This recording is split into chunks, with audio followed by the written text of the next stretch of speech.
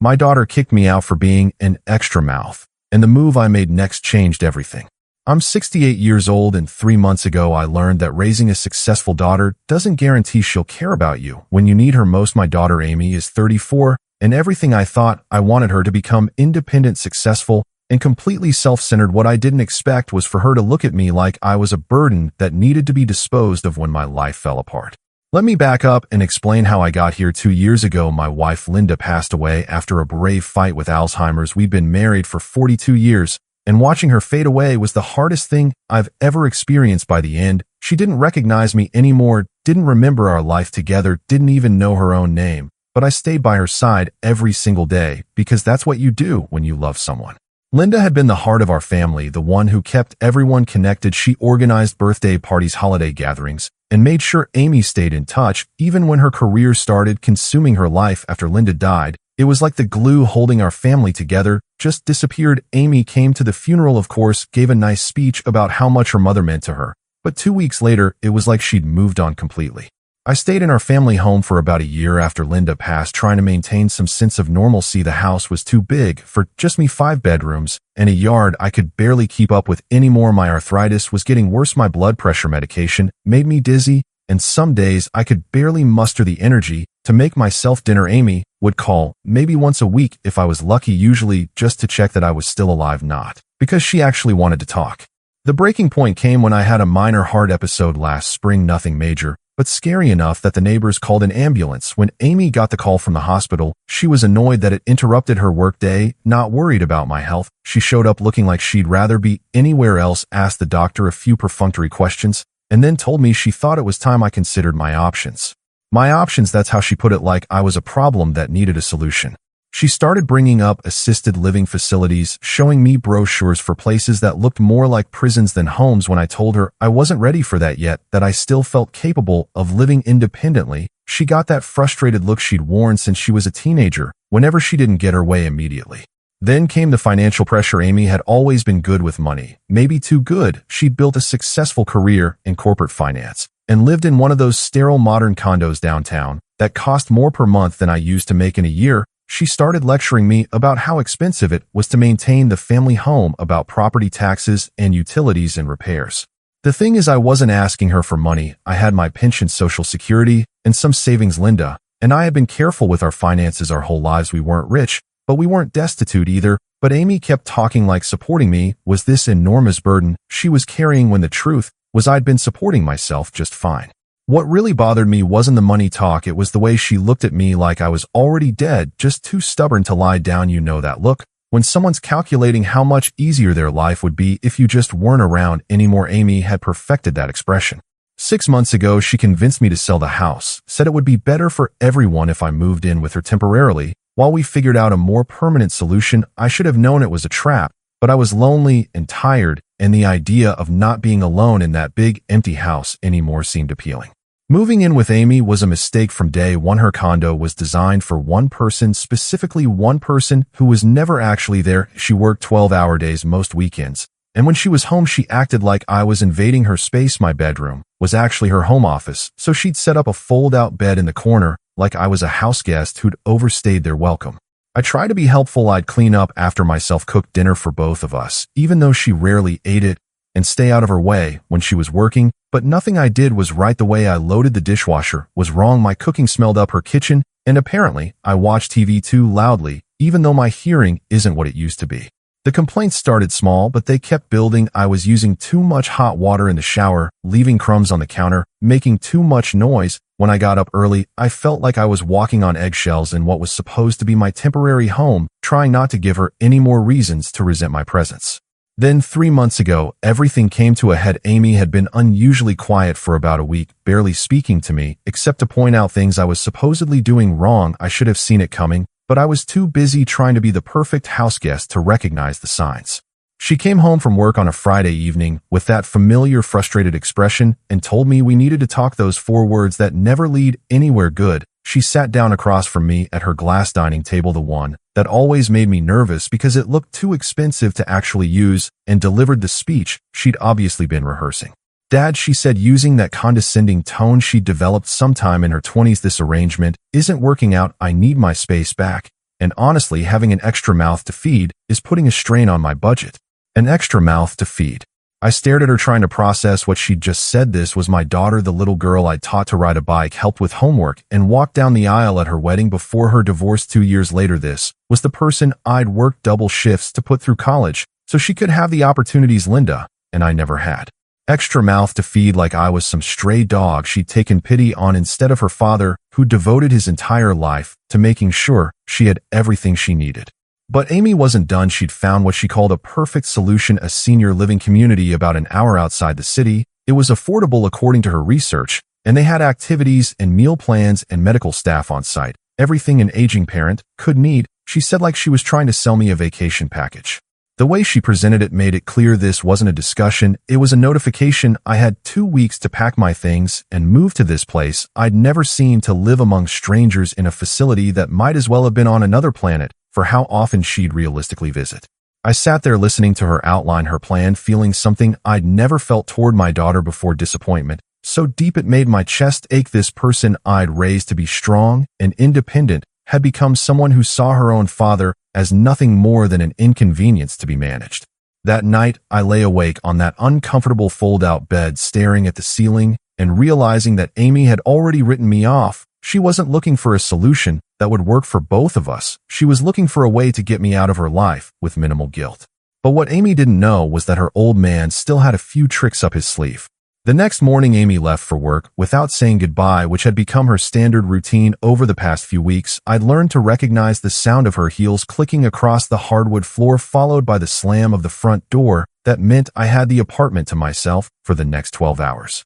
I made myself coffee using the single-cup machine she'd reluctantly let me use and sat down to think about my situation, really think about it for the first time since this whole nightmare began. I'd been so focused on trying to be accommodating, so worried about being a burden, that I'd lost sight of what was actually happening here. My daughter wanted me gone, that much was clear, but the way she was going about it, the casual cruelty of calling me an extra mouth to feed, the complete dismissal of everything I'd done for her over the years, that revealed something about Amy's character that I'd been blind to for too long. See, I'd always made excuses for Amy's behavior, told myself she was just driven, focused, ambitious, all the things Linda and I had encouraged her to be. We'd celebrated her promotions, her salary increases, her ability to afford things we'd only dreamed of. We'd been proud that our little girl had made something of herself in the world. But somewhere along the way, Amy had learned to measure everything in terms of cost and benefit, including her relationships. She'd calculated that maintaining a relationship with her aging father was more expensive than it was worth, and she'd decided to cut her losses. The senior living facility brochure was still sitting on the coffee table where she'd left it the night before. I picked it up and really looked at it, this time Golden Sunset Manor, it was called, which sounded about as depressing as it looked in the pictures. The residents in the promotional photos all had that same vacant smile that said they'd given up on having any control over their own lives. I called the place pretending to be interested and spoke to a cheerful sales representative who was obviously used to dealing with adult children looking to warehouse their inconvenient parents. The monthly fee was substantial, not quite the bargain Amy had made it out to be, and the waiting list was 6 months long.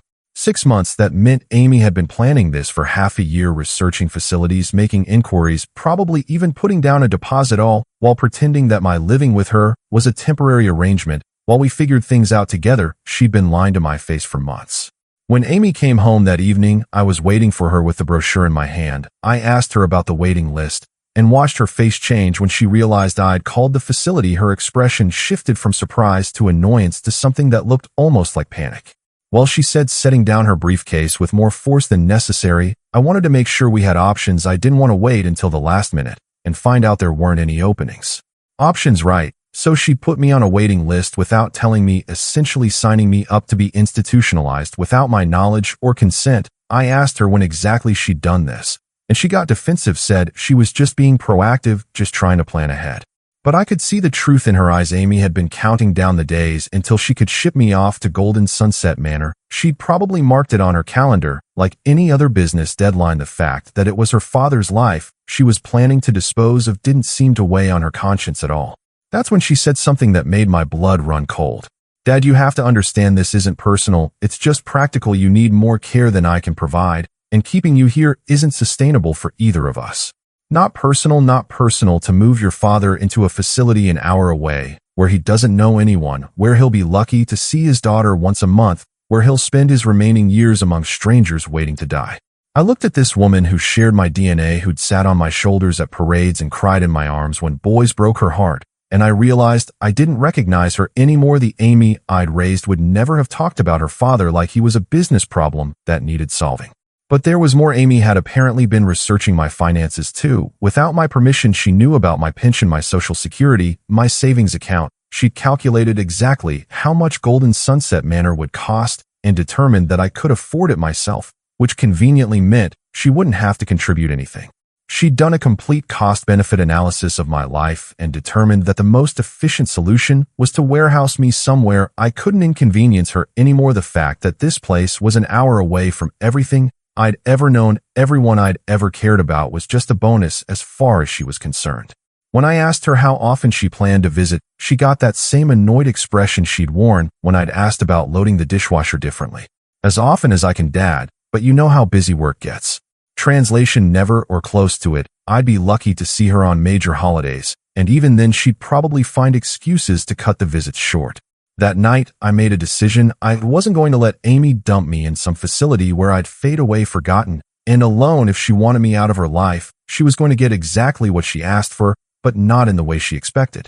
I had resources Amy didn't know about, connections she'd never bothered to learn about, and a lifetime of experience dealing with people who underestimated me. She thought she was dealing with a helpless old man who'd gratefully accept whatever scraps of attention she was willing to throw my way.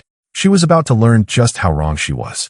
The next morning, I started making phone calls. Amy had already left for work, so I had the whole day to set my plan in motion. The first call was to my old friend Frank, who'd been my construction supervisor back when I was working. Frank was about my age, but he'd invested in real estate over the years and now owned several rental properties around the city. Frank, I said when he picked up, I need a favor, and I think you're going to find this interesting. I explained my situation without going into too much detail about Amy's behavior. Frank had known Amy since she was little, had watched her grow up at company picnics and barbecues. When I told him I was looking for a place to rent, he immediately offered me one of his apartments. It's a nice one-bedroom place downtown, he said, much nicer than those senior facilities, and the rent's reasonable. I've got good tenants in the building, quiet, responsible people. You'd fit right in. But here's the thing, Frank said, and I could hear the smile in his voice. I've been looking for someone to help me manage the properties, someone I trust who knows about maintenance and dealing with contractors. You interested in a little part-time work? Was I interested? Frank was offering me exactly what I needed, a place to live and a way to earn some extra income while staying active and useful. It was perfect, too perfect to be a coincidence. Frank had always been sharp, and I suspected he understood more about my situation than he was letting on.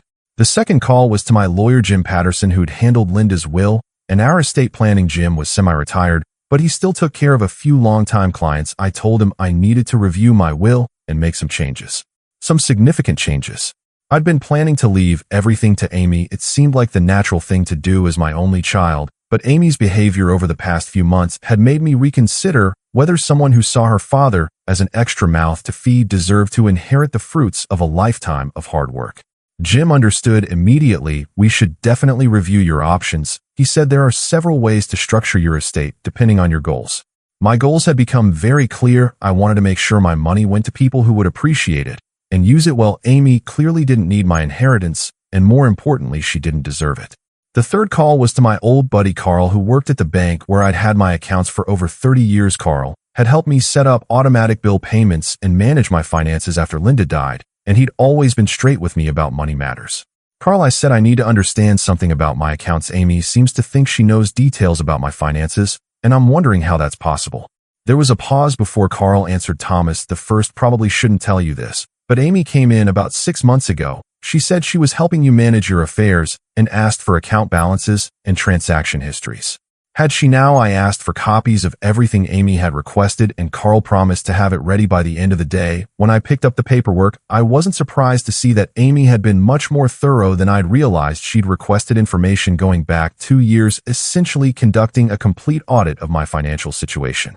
This wasn't casual concern about her father's welfare. This was detailed research conducted by someone who wanted to know exactly what she stood to inherit. Amy had been planning my future based on calculations she'd made about my money, and she'd been doing it for months. That evening when Amy came home, I was sitting at her dining table with a stack of paperwork in front of me. She saw the bank documents and her face went pale. "Dad, what's all this about?" "Just reviewing my finances," I said, keeping my voice casual. I wanted to make sure I understood my options before making any big decisions. She sat down across from me, and I could see her trying to read the papers upside down. "Amy," I said, looking directly at her, "I've been thinking about what you said about this arrangement not working out, and I agree." Relief flooded her face. She probably thought I was going to make the Golden Sunset Manor transition easy for her. "I found a nice apartment downtown," I continued. "I'll be moving out this weekend." "An apartment," she said, and now she looked confused. "We're downtown, and how are you going to afford rent?" That's when I told her about Frank's offer, about the property management job, about how I'd be staying active and contributing instead of vegetating in some facility. Her expression shifted from confusion to something that looked almost like panic. "But Dad," she said, "you don't need to work. You should be retired enjoying your golden years." Enjoying my golden years, right? Like sitting in a sterile facility, playing bingo, and waiting for visits that would never come, was supposed to be enjoyable.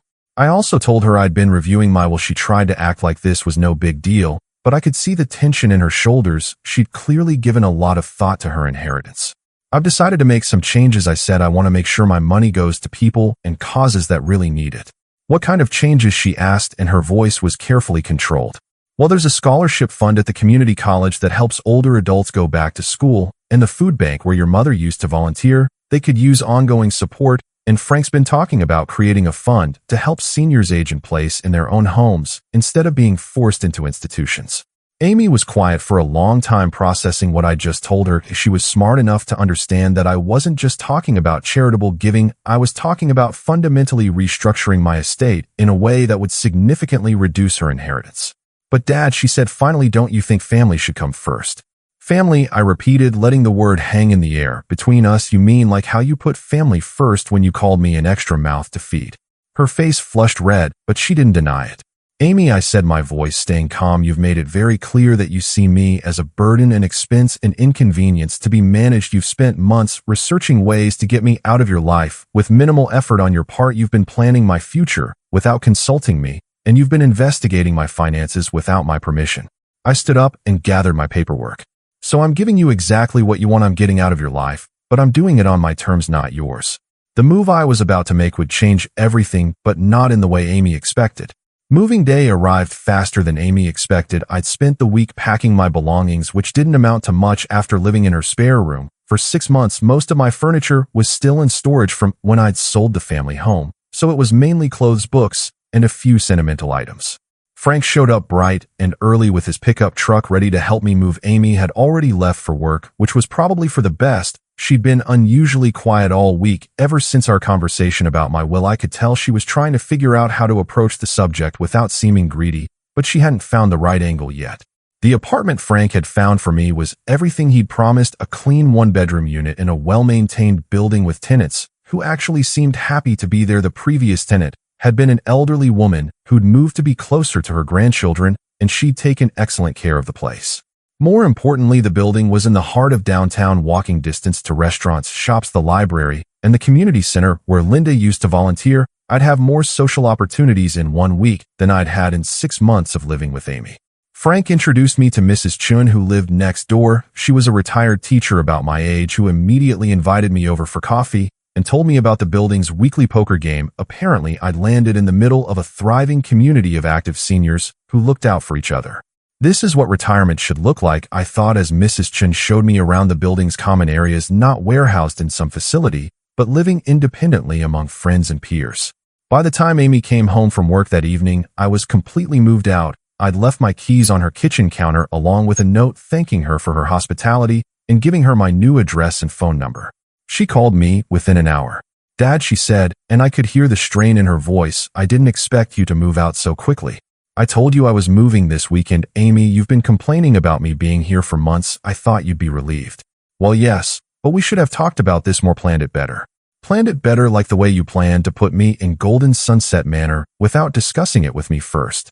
There was a long pause before she said, "Dad, about your will, we should really sit down and talk about your plans."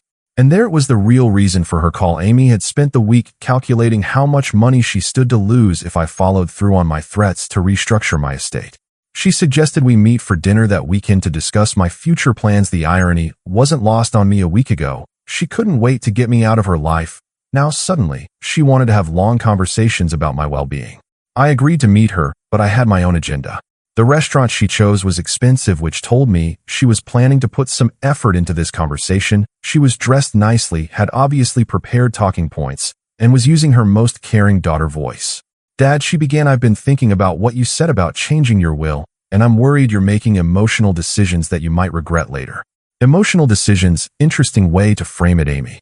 She launched into a speech about the importance of family, about how she'd always be there for me, about how she just wanted what was best for me. The same woman who'd called me an extra mouth to feed was now talking about family loyalty and unconditional love.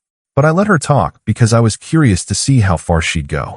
She even apologized, she said she realized she'd been stressed and hadn't handled the living situation as well as she could have. She talked about finding better ways to support me going forward, about being more involved in my life. It was a performance worthy of an award, and it might have worked if I hadn't spent the past week talking to Frank, Mrs. Chuen, and the other residents of my new building, people who actually enjoyed spending time with older adults who saw experience and wisdom as assets rather than liabilities. Amy, I said when she finally finished, I appreciate the apology, I really do, but I've made my decision about the will, and I'm comfortable with it. But don't you want your money to stay in the family? She asked. It is staying in the family. I said the community college scholarship is going to help people like your grandfather who never got the chance to finish his education. The food bank serves families in the neighborhood where you grew up, and the fund to help seniors age in place that's going to help people maintain their dignity and independence instead of being shuffled off to institutions. Amy's carefully composed expression started to crack. But what about me? She said. What about your actual daughter? What about you, Amy? You make more money in a year than I made in 5. You own a condo that's worth more than the house I raised you, and you've got a successful career and a bright future. You don't need my money. But it's not about needing it, she said. It's about what it represents. It's about family legacy. Family legacy. I thought about that for a moment. Amy, you want to know what my legacy is? It's not money. It's the way I raised you to be independent and self-sufficient, the way I taught you to work hard and take care of yourself. You've achieved all of that. But somewhere along the way you forgot that success isn't just about accumulating wealth. It's about how you treat the people who love you. It's about remembering where you came from and taking care of the community that helped shape you. I pulled out an envelope and handed it to her. Amy opened it and found a copy of my revised will. The bulk of my estate was indeed going to charitable causes, but I hadn't completely cut her out. She was still inheriting enough to make a difference, just not enough to retire on. She stared at the papers for a long time. Dad, she said quietly, I know I haven't been the daughter you deserved lately. I got so focused on my career, on being successful, that I forgot what really matters. That was closer to a real apology than anything she'd said before. Amy, I said, I hope someday you'll understand that the way you treated me these past few months wasn't just hurtful. It was a window into who you've become, and that person isn't someone I'm proud of. But people can change, I continued. Your mother always said you had a good heart buried under all that ambition. Maybe losing most of your inheritance will help you find it again. 6 months later, Amy and I have a better relationship than we've had in years. She visits me regularly, not because she feels obligated, but because she seems to genuinely enjoy our conversations. She started volunteering at the food bank, where Linda used to work, and she's mentioned wanting to contribute to the scholarship fund herself. Frank's property management job turned out to be exactly what I needed. I stay busy, help other tenants with maintenance issues, and earn enough to supplement my pension. I've got a social life again, thanks to Mrs. Chuen and the poker group, and I feel useful in a way I hadn't for years. The apartment is perfect, the building is full of interesting people, and I wake up every morning looking forward to the day ahead. Amy learned that treating family like a burden has consequences, and I learned that sometimes the best gift you can give someone is the opportunity to become a better person, even if it costs them most of their inheritance. To learn the lesson,